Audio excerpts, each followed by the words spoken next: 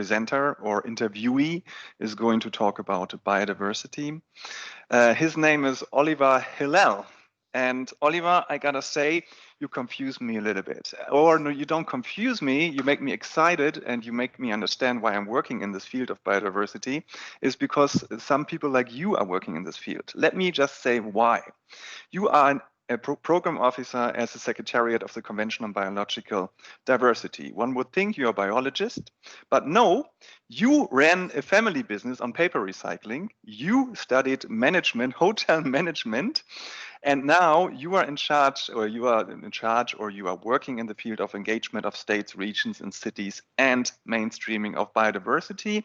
I don't want your biography right now. I just want to say this, and this is what makes our job exciting. We meet all people from all kinds of walks, and it's very interesting. So you are going to present something about mainstreaming biodiversity. And I have to say the official name here, this is why it's a bit long, mainstreaming biodiversity in the long-term strategic approach to mainstreaming and the associated action plan. So Oliver, please, you have the floor, you have the screen, and here you are. Thank you. Thank you so much, Tobias. I hope you can all hear me well. It is my pleasure, as you said, to bring here into this discussion the question of mainstreaming. And in preparation with that, Arno and I had discussed a few questions. So if I can ask to share the slides that we will quickly review. First of all, as this presentation will be with you later on, I leave my email for any contact. And so going straight into the next slide, the important thing here is to say that when we talk about mainstreaming, what we do mean, particularly in the English word mainstreaming, is how do we go and talk to the real big decision makers, the big guys and the big gals. So this is what mainstreaming means. It means bringing nature into climate, into development, into business and finance, and into all the businesses of society in general. Now, if just, stating something like the obvious, why do we need mainstreaming for ecosystem-based adaptation and nature-based solutions? First of all, the Intergovernmental Panel for Biodiversity and Ecosystem Services in its various reports, as well as more recently in the UK, Sir Dasgupta has started a new evaluation that builds on the team evaluation from before, and that looks at the consequences of the loss of nature. We all know that the rate of extinction and disappearing of species and biomass is way above any sustainability level. It's 1,000 times larger than the background extinction rates. And we are at fault. There is no doubt that human activity is causing this tremendous loss of biodiversity. But what is not so clear is how strong the dependencies on our health, on our well-being, wherever we are, whether we're in cities or whether we are in outside in rural areas. It's huge. We cannot eat anything that doesn't come from biodiversity. The water that comes to us comes 10 times cheaper if you do it through biodiversity. And every time we breathe close to a park in a city, we strengthen our immune system. So it's tremendous.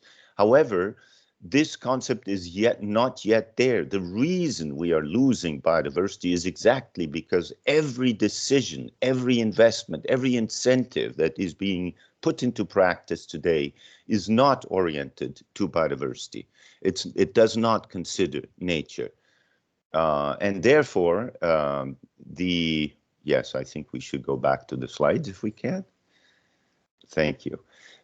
Basically, the point is, without mainstreaming, this is the biggest chance we have, right? Because there is not, at the current moment, particularly in terms of the COVID crisis, there is a big need to restart better, to restart the economies and redirect the investment away from that that has impacted biodiversity so strongly. So how do we do mainstreaming? Again, this is very much the common sense that we will engage more and more with decision makers, not only in government, but also in the private sector, in finance, and in society in general, related to planning in general. It can't be just planning as before. It can't be just the ministers of economy and finance. We need to talk to them. We need to put nature to work for finance and finance to work for nature. We need to change the way businesses and all the poverty eradication and poverty directed strategies need to consider the role of nature. Very important as well, particularly because I also work with mainstreaming. I work in engaging governments at the regional level, at the subnational level, and at the local level. The issue of scale of governance is fundamental. We need to work with government sectors in the area of integration, territorial approaches, and certainly foreign affairs. Many of the countries in the world today already realize that their biodiversity is an important strategic asset for development, for climate resilience, and for many other things. So basically, how do we do mainstreaming? We change the discourse. We need to, instead of talking about, for instance, just green infrastructure, we have to talk about green and brown and gray infrastructure, and we have to talk about infrastructure as a whole. So in this context is what Tobias, you were saying, in the CBD, in the convention, my role right now is to work with a group of about 70 institutions and experts to develop a long-term approach to mainstreaming. And that means, how do we not reinvent the wheel? How do we use what's already happening? There is an unprecedented interest on the role of nature in development, in finance, and so on. But the opportunity that we have before us, and this is great for the EbA community to know, is that the convention right now is developing a long-term approach to mainstreaming. And it is asking, what does business, what does society, what does finance need from us, national governments, and how can we work together to really bring ecosystem-based adaptation and nature-based solutions into every development and every growth decision at all levels. If we go next, please, we could see with whom. So for the discussions in the context of the Convention on Biological Diversity, we can see that there were 2 conferences of the parties. This is not community of practice. For us, it's conference of the parties. In 2016 in Mexico, the parties, the countries discussed agriculture, livestock, fisheries and agriculture, forestry and tourism as sectors. And those 4, as we say, they impact directly on their own development. And in 2018, in Egypt, the parties discussed another 5 sectors: infrastructure, energy, mining, health, manufacture, and processing. And behind all that discussion, there was the perception that without the finance sector, nothing can change, because it's the parameters of business are provided by the finance sector. Of course, the sectors themselves engage in different ways. There is currently a lot of movement about how to produce food sustainably, how to do extractives, and the role of innovation and information communication technologies. Even advertising is being discussed. And it's very important, as I said, not to duplicate what already exists. The business for nature is several hundreds of companies already in a platform making concrete commitments to biodiversity, to applying ecosystem-based adaptation and for nature-based solutions. There's another one called Act for Nature. The companies that advise the big corporations in the world to report on their impacts, now the consultancies are cooperating in a task force on nature-related financial disclosures. There's the Capitals Coalition. There's many areas that are coming together for mainstreaming.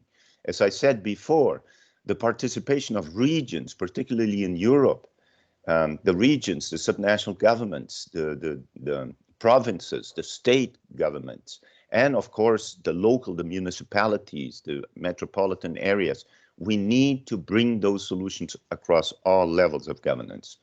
This is where, again, I call on the community of practice on EbA to contribute to the long-term approach. If I can, the next 3 slides very quickly will show you the structure of the approach that is currently in discussion. So right now, this is the document that we want your comments on. That will happen in May 2021. We will have this meeting of the subsidiary body on implementation. And those areas, the first one being government, the financing of government, the incentives, this is extremely important. Then you go on, the next is involving business separately from finance. We think this is an important separation. Business is one situation. Finance is a mix. Finance is public as well as private. It's a different animal altogether. And finally, the last one is about society and the need. While we know currently the mobilization of business is tremendous, the mobilization of multilateral development banks is tremendous, very often we notice that some other sectors of society, such as indigenous people and local communities or youth or farmers or employees, are not yet well prepared to engage in mainstreaming. So we call for this community of practice to help us organize those sectors of society so that they can contribute to the mainstreaming efforts of their countries. So Tobias, I leave you with that. This is my first contribution. I'll be available to the community for any further engagement. Thank you very much for your attention. Thank you very much, Oliver. Thank you to Montreal, where it is pretty early right now, right? Not even 9 o'clock, so it's not that bad. Oh, that's okay. That's not. Thank you very much. So if I may, this is why I said you are the presenter and maybe I was an interviewee, because we have a question. I figured that, and not a question, more a comment, but you already mentioned this at the end of your presentation. I have to turn to the left because I have 2 screens a little bit, not wanting to be impolite. And there's a comment saying, likewise, to the big guys, don't we also need to mainstream biodiversity to farmers and extension workers? This is because farmers are strongly on side of boosting agricultural production, overlooking conservation of biodiversity. I think this is what you just said. I think this is very crucial, correct? It is very crucial, and I would say, I mean, having been so-called on the field a lot, I know that farmers and let's say, social organizers are extremely aware of mainstreaming. They know a lot more about mainstreaming than many of the so-called experts in the international arena. But they see themselves forced very often to proceed in ways that they would rather not. I mean, if I may raise the issue of ownership of seeds, for instance, or if I may raise the control of the means of their production, those are very important issues for farmers particularly. So when working with farmers, I find a very receptive audience. But again, if you look at particularly farmers, how do they organize? How can we organize them globally? It is a big challenge at the moment. We used to have the International Federation of Agricultural Producers. We don't have it anymore. So when I try to engage with farmers, my problem is, how do we get them organized? And this is maybe something that the EbA community can help with. This is very interesting. I think there's a strong link. But my last question to you would be just, because there was this question, I want to not deeper, really just one more question. But when you say, how to get them organized, how to support them to get organized, I mean, is there an awareness on the political level regarding this topic? Do you think during the negotiations for the global framework, people now are aware and there's a good chance that this approach will be backed politically on a global level, the link to the farmers? It's a complex question. First of all, let's take the biggest commitment we have right now, which is the One Planet for Biodiversity, the OP2B, which has some of the biggest food producers in the world saying that they will honestly try to make a change, a transformational change. The supply chain from the farmer all the way to the first processing level and then to distribution is extremely complex. And very often what you have, as I said, I do believe that the awareness at the local level, at the farming level is there. Farmers usually have a tradition of farming. They know how to produce in the way that they control the benefits. They would prefer to have their land managed for eternity. They do not want their land to be exhausted in a generation. So there we have a lot of interest. We also have interest, on the other hand, from the consumers.